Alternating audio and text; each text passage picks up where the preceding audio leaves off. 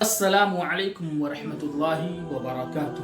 تمام تعریفیں اس اللہ کے لیے ہیں جس نے انسانیت کی ہدایت کے لیے انبیاء علیہم السلام کو بھیجا، جنہوں نے ہمیں توحید، صبر، قربانی اور نجات کا راستہ دکھایا۔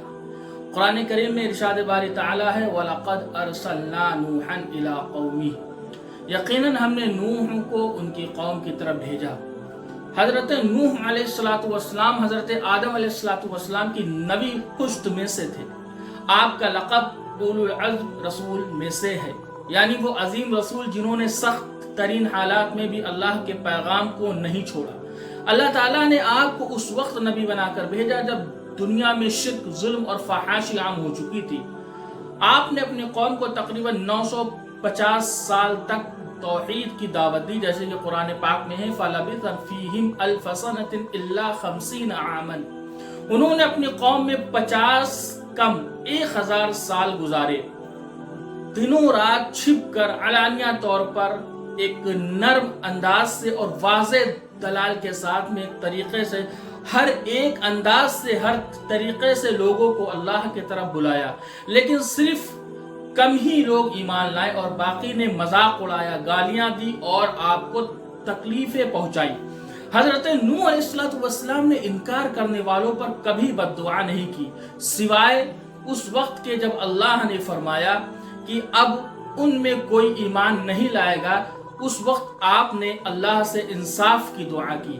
اللہ تبارک و تعالیٰ نے حضرت نوح علیہ السلام کو حکم دیا کہ ایک کشتی بنائے، وَاصْنَعِ الْفُلْكَ بِأَعْيُنِنَا وَوَحْيِنَا، اور ہماری نگرانی اور وحی کے مطابق کشتی تیار کرو، کشتی بناؤ۔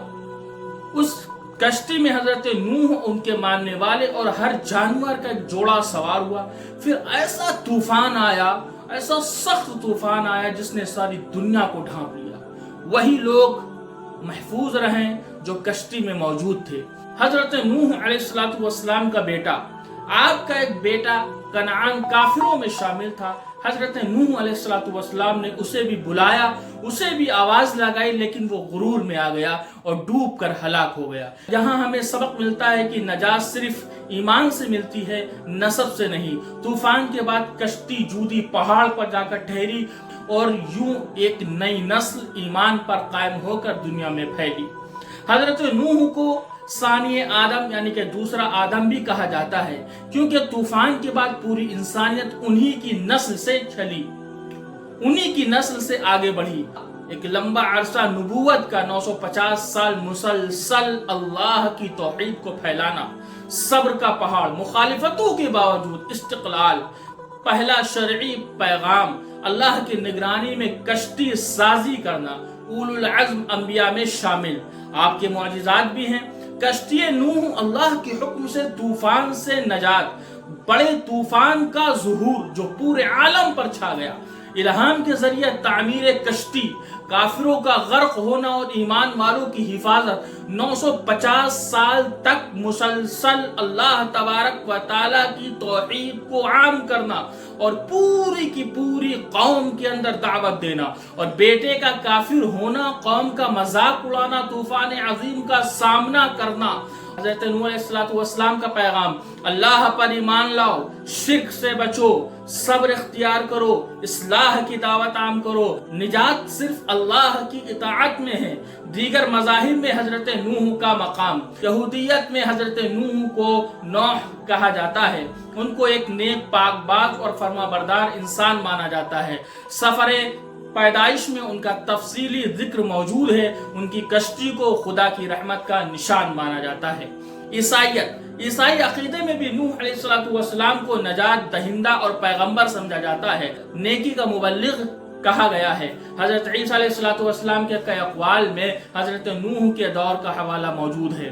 اسلام میں حضرت نوح علیہ السلام کو اولو العزم پیغمبروں میں سے مانا جاتا ہے۔ قرآن میں حضرت نوح کا ذکر 43 بار آیا ہے۔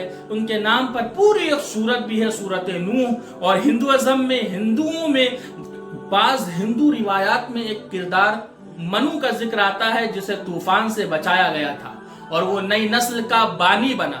کچھ محققین اسے حضرت نوح سے مشابہ مانتے ہیں، لیکن اسلامی عقائد کے مطابق آپسی روایت میں بہت تحریف ہے۔ نتیجہ اور سبق اس واقعے سے، حضرت نوح علیہ السلام کے واقعے سے ہمیں یہ سبق ملتا ہے کہ حضرت نوح کی زندگی ہمیں سکھاتی ہے دین کی دعوت کبھی نہ چھوڑو۔ کامیابی نجات صرف ایمان سے ممکن ہے۔ مشکلات آئیں تو صبر کرو، اللہ کے وعدے سچے ہیں۔ قوم کی بگاڑ کے باوجود انفرادی ذمہ داری نہ چھوڑو۔ صرف اکثریت کامیابی کی دلیل نہیں ہوتی ہے۔ السلام علیکم ورحمۃ اللہ وبرکاتہ۔ انشاءاللہ اگلی ویڈیو میں حضرت یونس علیہ السلام کے بارے میں ذکر کریں گے۔